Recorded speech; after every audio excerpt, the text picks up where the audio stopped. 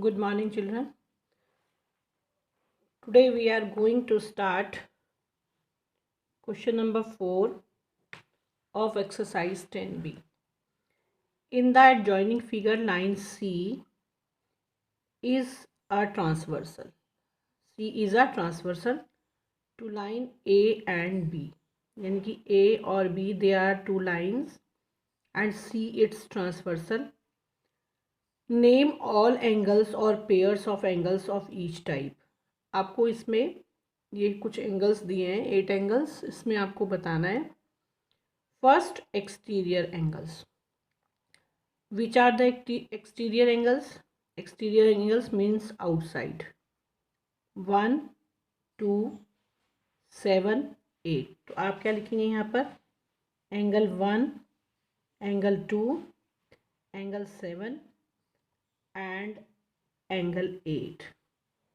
Clear? Now interior angle. Interior means inside the lines. तो inside the lines कौन कौन से हैं बच्चों? 3, 4, 5, 6.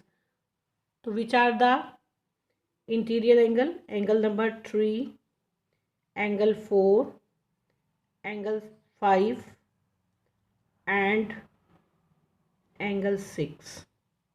ठीक है. Now alternate interior angle. इसका मतलब इंटीरियर लेना है लेकिन ऑल्टरनेट लेना है, एक इधर का और एक इधर का. Angle 4 and angle 6. देखिए ऐसे ये जेड बन रहा है. तो angle 4 and angle 6 is alternating interior angle. And angle 3 के साथ कौन सा है पेयर? 5 का. आप क्या लिखेंगे? Angle 3 and angle 5. नंबर 2 कौन सा बोला मैंने? Angle 4 and angle 6. They are alternate interior angle. Now vertically opposite angles. तो बच्चों वर्टिकली अपोजिट एंगल कौन सा? देखिए आप ये वाला लाइन वाला छोड़ दीजिए. ये देखिए 2 एंड 4, 1 एंड 3. इसी तरह से 7 एंड 5, 6 एंड 8. देखिए यहाँ तक अगर आप लेंगे तो कौन सा एंगल आता है? 1 एंड 3, 2 एंड 4.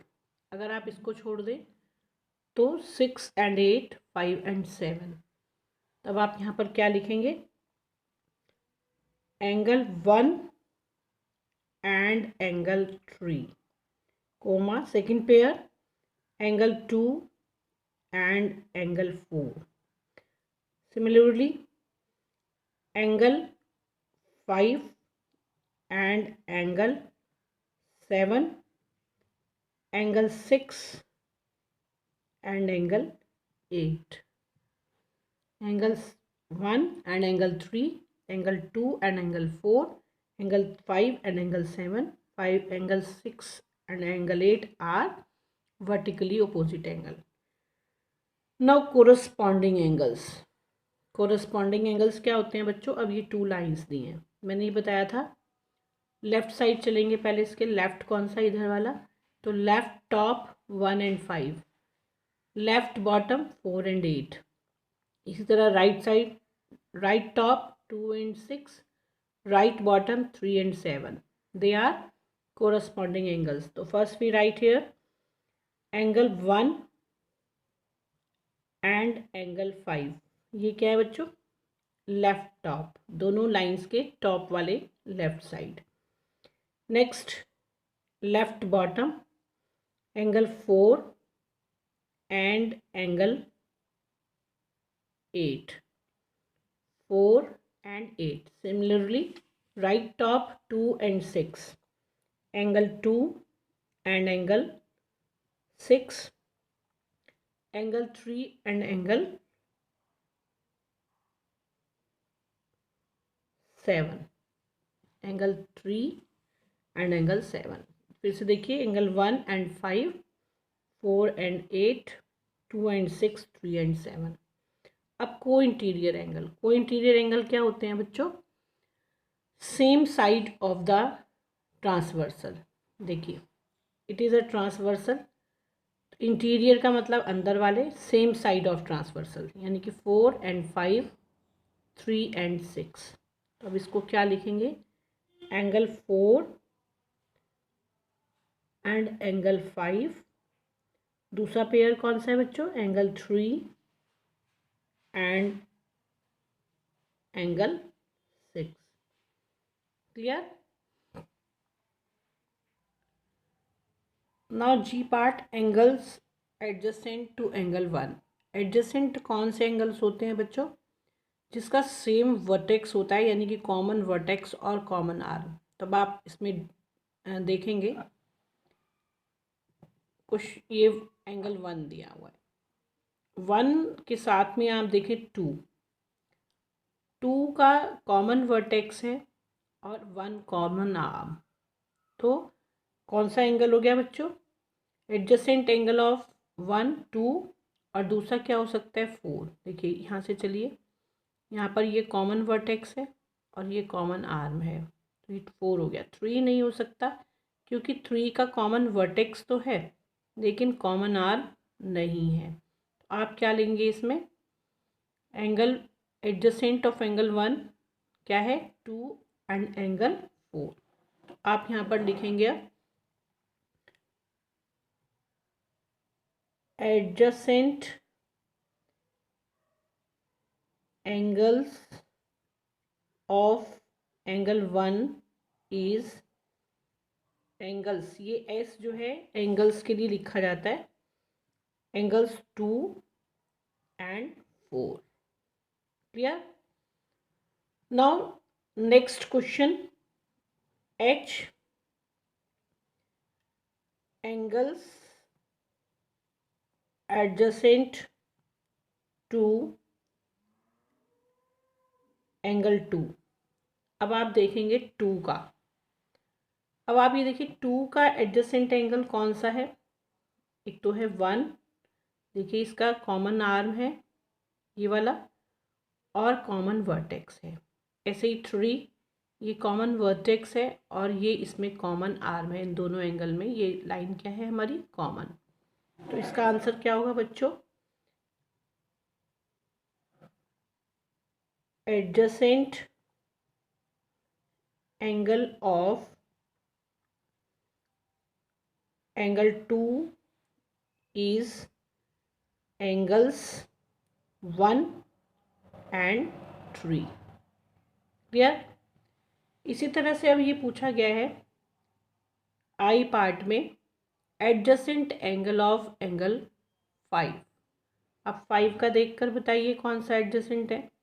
देखिए it is common vertex, it is common arm, तो 6 एंगल और एंगल 8। देखो 7 नहीं है, 7 क्या है, वर्टिकल ओपोजिट एंगल, लेकिन इसका कॉमन वर्टेक्स है, यहाँ पर इसकी ये कॉमन आ रही है, ये वाली जो लाइन है। तो ये 5 के साथ एडजेसेंट एंगल कौन सा होगा, 8, और कौन सा होगा 6। ठीक है, तो बच्चों हम क्या लिखेंगे, adjacent angle of angle 5 is angles 6 and 8। Clear हो गया। Now question number 5, in the following figure find the measure of 2x and 7x। तो बच्चों it is 7x, it is 2x, they are parallel lines and it is its transversal। अब आप ये देखें कि अगर आप ये वाला एंगल देखें 7x, तो 7x की जो ये it is interior angle, it's alternating interior angle is this, इसको मानेंगे 1। तो आपको मैं ये बताऊं कि alternate angles are equal if they are formed in parallel lines। अगर ये parallel lines पर बने हुए हैं तो ये क्या होते हैं, इक्वल होते हैं। तो एंगल 1 का वैल्यू क्या हो गया बच्चों, angle 1 is equal to 7x, और इसमें साइड में हम लिखेंगे ऑल्टरनेट इंटीरियर एंगल्स। ठीक है, अब आप देखें कि 1 और 2x अब इसे स्ट्रेट लाइन पर हैं, they are linear pair now, they are linear pair, straight line पर है और एडजेसेंट है, इट मीन्स लीनियर पेयर। तो इनका सम क्या होगा बच्चों, इनका सम 180 होगा। तो अब यहाँ पर क्या लिखेंगे, angle 1 + 2x is equal to 180 degree because they are linear pair.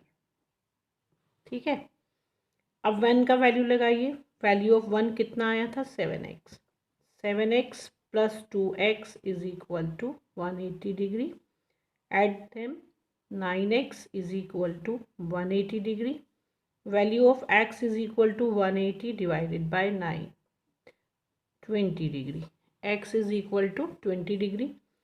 Now find the value of 2x and 7x. So 2x is equal to 2 into 20 degree is equal to 40 degree. 2x का value कितना आ गया, 40 degree. Now 7x is equal to 7 multiplied by 20 degree is equal to 140 degree. So 2x is equal to 40 degree, 2x is equal to 40 degree and 7x is equal to 140 degree. Clear?